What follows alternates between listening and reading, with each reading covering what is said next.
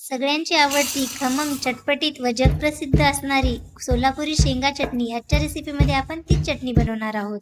चटणी बनवण्यासाठी मी या ठिकाणी 2 चम्मच लाल तिखट, 1 चम्मच जिरे, 10-15 पाकळ्या लसूण आणि 1 मोठी वाटी शेंगदाणे घेतलेले आहे. आता आपण हे शेंगदाणे भाजून घेऊ. त्यासाठी गॅसवरती कढई ठेवून घ्यायची. कढई तापल्यास आपण त्यामध्ये 1 वाटी शेंगदाणे टाकून घेऊ. शेंगदाणे मी मोठे जाडसर घेतलेले आहेत.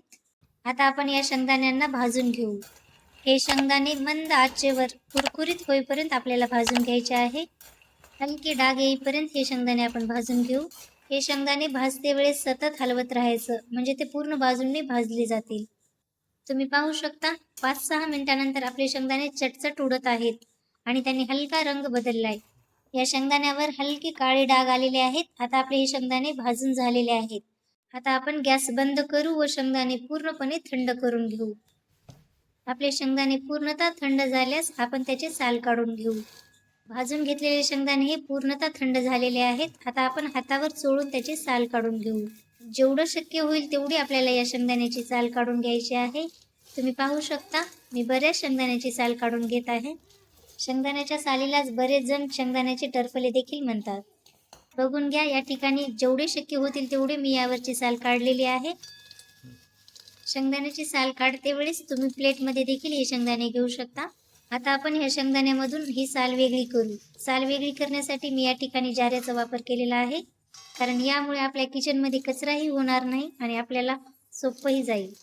तुम्ही या शेंगदाण्याची साल वेगळी करण्यासाठी पाकडून पण हे शेंगदाणे घेऊ शकता.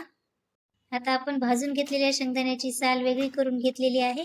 आता आपण त्यांना एका प्लेटमध्ये काढून घेऊ. तुम्ही पाहू शकता मी प्लेटमध्ये काढून घेतलेले आहे. आता त्याच कढईवरती आपल्याला हे शेंगदाणे पुन्हा भाजून घ्यायचे आहे. त्यासाठी आपल्याला कढईमध्ये किंचित तेल टाकून घ्यायचं आहे. मी या ठिकाणी अर्धा चम्मच तेल टाकून घेतलेलं आहे. आता आपण ते साल काढून घेतलेले शेंगदाणे यामध्ये भाजायसाठी टाकू. पुन्हा याला छान कुरकुरीत होईपर्यंत भाजून घ्यायचं आहे. गॅस पूर्णतः कमी करून घ्यायचा. तुम्हाला प्रश्न पडला असेल 2 वेळेस शेंगदाणे का भाजून घ्यायचे, तर सांगते, त्यासाठी व्हिडिओ पूर्ण नक्की पहा. 2 वेळेस शेंगदाणे यासाठी भाजून घ्यायचे आहे की कारण सोलापूरची शेंगा चटणी ही भट्टीवर शेंगदाणे भाजून केली जाते, त्यामुळे तिची चव व तिचा टेक्स्चर वेगळा असते. ही चटणी आपण घरी बनवत आहोत. घरी तर आपण भट्टीवरच्या सारखी करू शकत नाही. त्यामुळे 1 वेळेस शेंगदाणे भाजल्यास त्याची साल काढून पुन्हा त्यांना भाजून घ्यायचं आहे. 2-3 मिनिटांनंतर शेंगदाणे भाजून झाल्यास आपण यामध्ये लसूण पाकळ्या व 1 चम्मच जिरे टाकून घेतलेले आहेत आणि आपला गॅस पूर्णतः बंद करून घ्यायचा.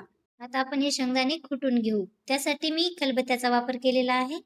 खलबत्त्यामध्ये ही शेंगा चटणी केल्यास तिचं टेक्स्चर पण छान येते व ती एकदम खमंग लागते. शेंगदाणे थंड झाल्यास मी खलबत्त्यामध्ये टाकून घेतलेले आहे. यामध्ये मी 2 चम्मच लाल तिखट टाकून घेते. आता आपण त्यांना हळूवार कुटून घेऊ. जर तुम्ही ही चटणी बनवण्यासाठी मिक्सरचा वापर करत असाल तर मिक्सर सतत फिरवू नका. तुमचं मिक्सर 1-2 सेकंदासाठी चालू बंद करत ही चटणी तयार करून घ्या. आणि सगळ्यात महत्त्वाचं म्हणजे ही चटणी कधीही पिठासारखी बारीक करू नका. ती थोडी जाडसर ठेवा, जेणेकरून खाताना शेंगदाण्याचा कुरकुरीतपणा आपल्याला जाणवेल. तुम्ही पाहू शकता मी या ठिकाणी जाडसर असे शेंगदाणे वाटून घेत आहे. पूर्णतः शेंगदाणे बारीक करून घ्यायचे नाही. तुम्ही बघून घ्या, मी या ठिकाणी मस्त असे जाडसर शेंगदाणे ठेवलेले आहेत. आता आपले हे शेंगदाणे कुटून झालेले आहेत. त्यामध्ये आपण चवीनुसार मीठ टाकू.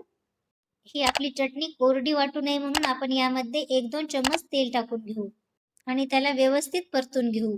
तुम्ही पाहू शकता मी यामध्ये 1-2 चम्मच तेल टाकून त्यांना परतून घेतलेलं आहे. आता आपण यांना पुन्हा एकदा हलके कुटून घेऊ. जर तुम्ही या पद्धतीने जर चटणी बनवली तर 1-2 महिने ही चटणी आरामात टिकू शकते. जर ही चटणी जास्तच कोरडं वाटत असेल तर तुम्ही यामध्ये पुन्हा एखादा चम्मच तेल टाकू शकता.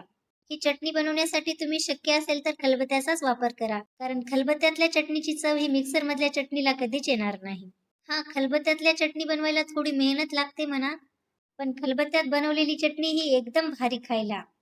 अशी ही चटणी तुम्ही प्रवासामध्ये नेऊ शकता किंवा तुमच्या घरच्यांना डब्याला सुद्धा बांधून देऊ शकता. तुम्ही पाहू शकता मी या ठिकाणी जाडसर असे वाटण करून घेतलेले आहे. या ठिकाणी आपली खमंग व कुरकुरीत अशी सोलापुरी शेंगा चटणी बनलेली आहे. ही चटणी तुमच्या घरच्यांना नक्की एक वेळेस बनवून द्या आणि आम्हाला कमेंटमध्ये नक्की सांगा की ती कशी बनली. तुम्ही पाहिलात ना मंडळी, ही चटणी नेहमी आपण घरी शेंगदाण्याची चटणी बनवतो त्यापेक्षा थोडी वेगळी आहे. साहित्य सारखंच आहे पण करण्याची पद्धत थोडी वेगळी आहे. अशाच नवनवीन रेसिपीसाठी उज्ज्वल फूड रेसिपीला नक्की सबस्क्राईब करा. व्हिडिओ आवडला असेल तर मित्रमैत्रिणीबरोबर शेअर करा व घंटी दाबायला विसरू नका.